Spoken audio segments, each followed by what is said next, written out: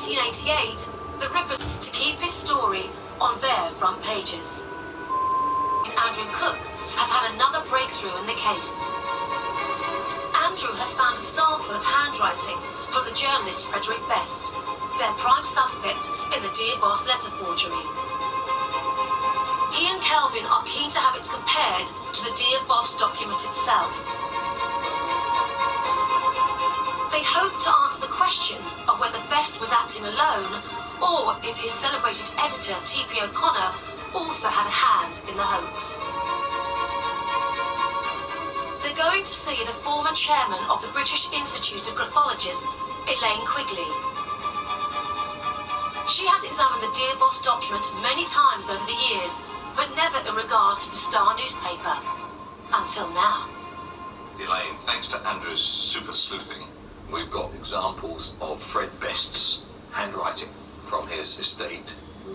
And we have, obviously, the Dear Boss letter. Indeed. You've studied it. Is there any similarity between these? I've found quite a few. The way the letters are formed, both in Fred Best's letters and in the Dear Boss letter, have a lot of similarity indeed. Elaine is placing an acetate copy of the Dear Boss document on top of Fred Best's handwriting samples to identify similarities in the lettering. If I put the N over the M, which Best has written, it fits exactly, it just settles neatly over. So the stroke, if you look at the stroke, it comes out yeah, it does. Fantastic. Absolutely the same.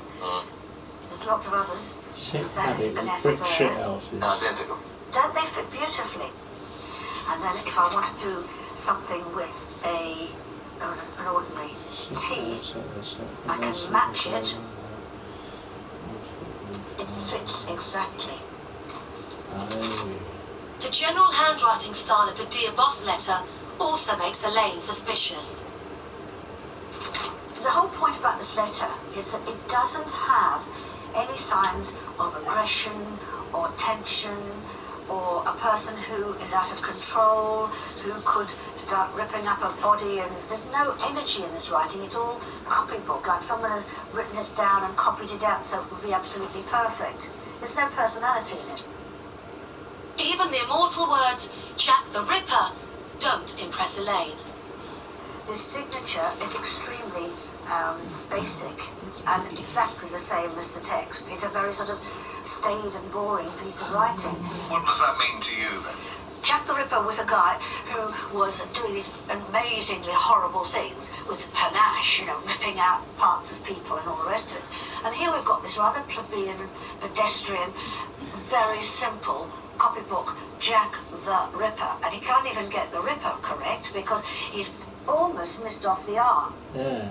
He really was Jack the Ripper, Jack the Ripper with a great big flourish. Because that's the whole point of this letter. It's a boastful, it's a chest-beating exercise. So I am Jack the Ripper. But in fact, he seems to have forgotten halfway through who the hell he is. Indeed, he's got no identification with this whatsoever. So there's no doubt in your expert